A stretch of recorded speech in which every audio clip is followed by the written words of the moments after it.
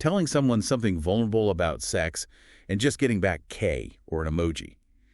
It's not the same as seeing empathy or understanding on their face. In person just allows for that deeper connection, that intimacy.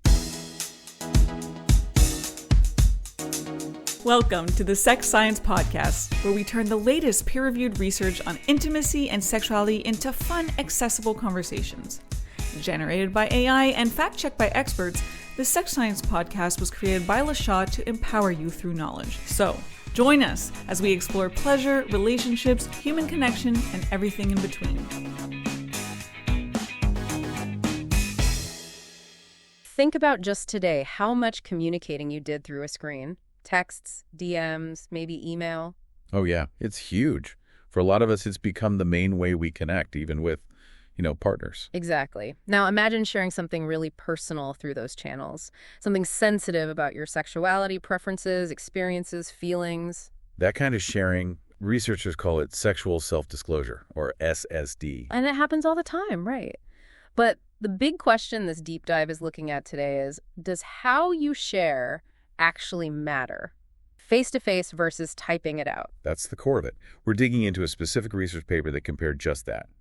SSD in person versus through typed texts, emails, the usual suspects. So our mission here is to unpack this study for you. We'll look at where people disclose more, how much, what topics they cover. And importantly, some really interesting differences between men and women, especially online. Plus, the big one. How does this connect to feeling satisfied in your sexual relationship? Consider this your shortcut to getting the key info on a really relevant topic. Okay, so first things first. What exactly do they mean by sexual self-disclosure? Right. So SSD is basically willingly sharing personal info about your own sexuality. Wow. Things like what you like, your attitudes, maybe past experiences, sharing that with someone else. And this study measured it mainly in two ways, right? Frequency and breadth. Exactly. Frequency is just, how often you do it.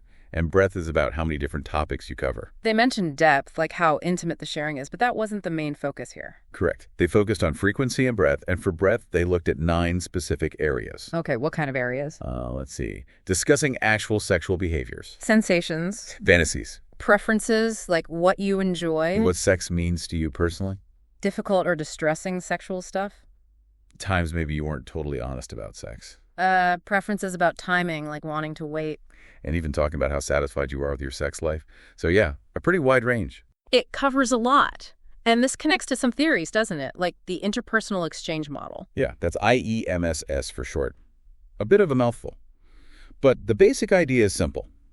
If your sexual interactions have more positives, more rewards, fewer costs or downsides, you'll likely feel more satisfied. Makes sense. And the thinking is maybe more SSD, more sharing, leads to those better exchanges. You understand each other better, feel closer, fewer misunderstandings. So opening up might lead to better sex, essentially. That's the hypothesis in that model. Yeah. They also mentioned social penetration theory, the onion idea. Relationships deepen, disclosure increases layer by layer. But this study's really zoning in on the how in-person versus typed right now. Got it. So who did they talk to for this study? Okay, participants. About 450 young adults. Average age was around 20, but it went from 18 up to 43. And demographics? Mostly women, about 3/4. And predominantly heterosexual, single, and white Caucasian. Okay, so that's important context for the findings. It's a specific group. Definitely. Mainly young university students. So we need to be careful about saying this applies to absolutely everyone. The researchers point that out too. It's a limitation.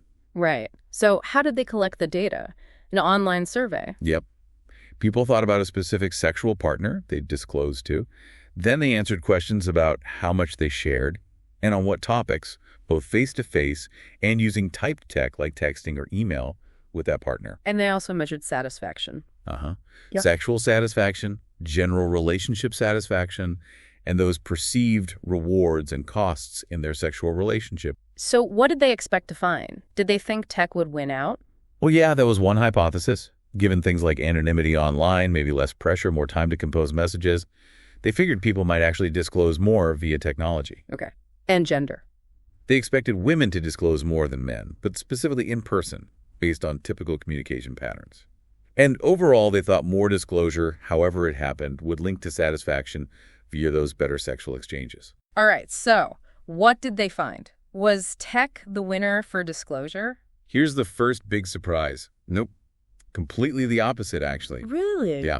Participants reported significantly more frequent sexual sharing, and they covered more topics when they were talking in person compared to using typed tech. Wow. Do you have the numbers on that? I do. On average, people talked about roughly 17 and a half of those topic areas face-to-face, but only about 12 and a half using tech, and just generally did it more often in person, too. That feels like a paradox, doesn't it? All those things about tech making it easier, anonymity, thinking time, less immediate reaction. Right, the so-called affordances of technology.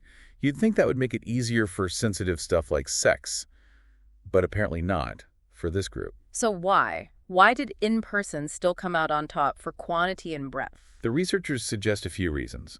A big one is probably the lack of nonverbal cues online.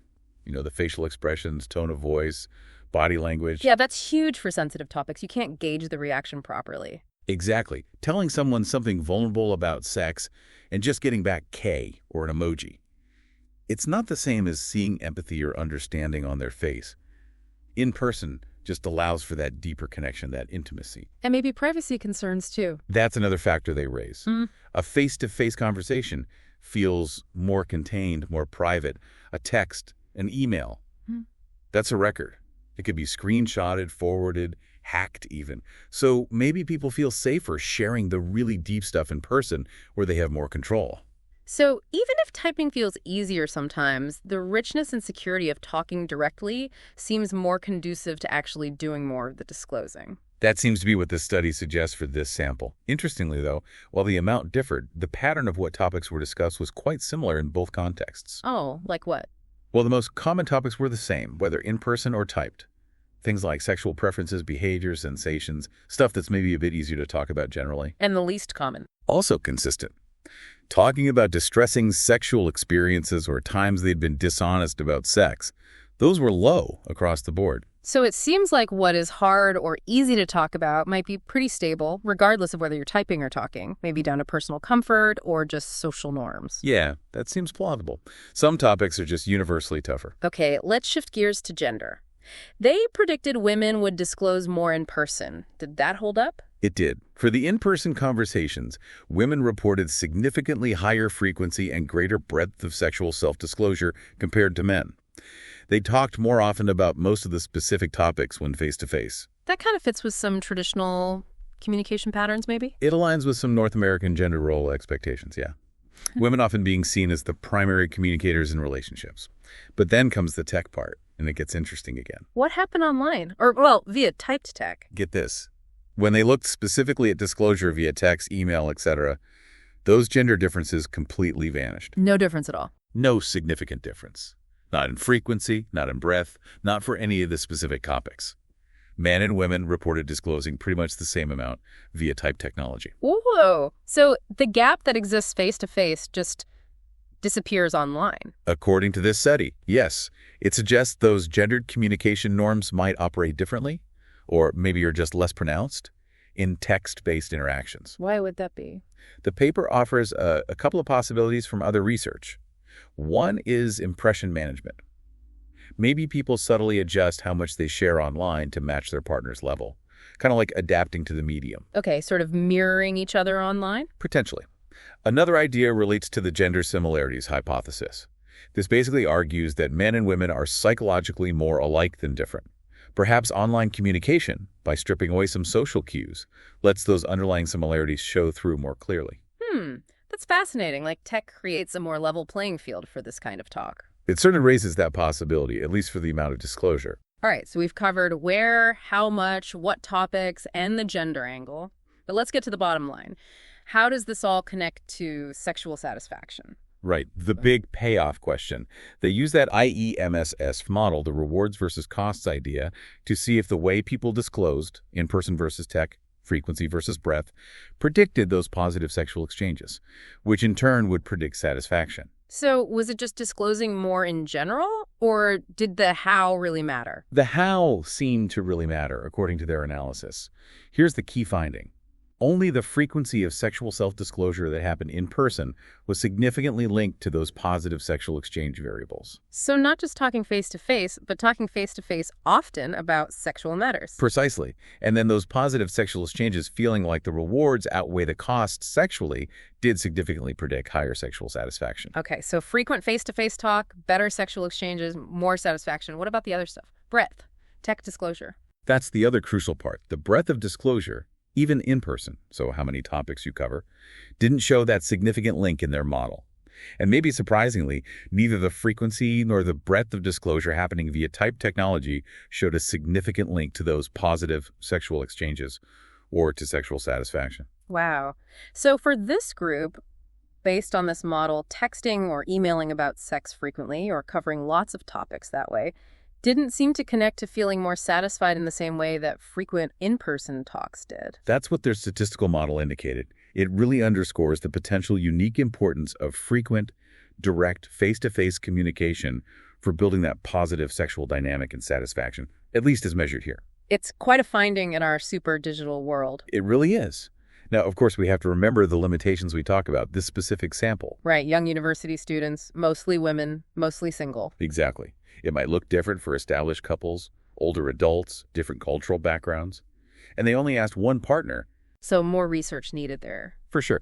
The paper suggests looking at diverse groups, studying couples together, comparing different relationship stages, and importantly, exploring other ways tech disclosure might be useful. Like maybe it helps break the ice for a later face-to-face talk or builds closeness in other ways? Precisely. This study looked at one specific pathway to satisfaction via exchanges. Tech might have other benefits for sexual communication that just weren't captured by this particular model or these measures. It doesn't mean texting about sex is useless. Okay, so wrapping up this deep dive. The main takeaway seems to be that while young adults use both talking and typing to discuss sexuality, this study found that doing it often and in person was uniquely linked to better sexual exchanges and higher satisfaction. Typing about it, or just covering lots of topics without that face-to-face frequency, didn't show the same link here. Yeah. Hopefully that gives you a clearer picture, drawing directly from the research, on how complex sexual communication can be today. And here's something to think about as we finish. That gender finding. If those differences in how much men and women disclose seem to level out online, does technology offer a space where those conversations feel more equal, even if the typed chats didn't link to satisfaction in this specific way? What could that mean for intimacy and connection down the line as tech keeps changing how we interact? Thank you for listening to the Sex Science Podcast brought to you by LaShaw. We hope that you learned something new about the wonderful world of human intimacy and sexuality, and join us next time as we dive into more fascinating research. And remember, science is for you. Music for this podcast was produced by SOUNDRAW.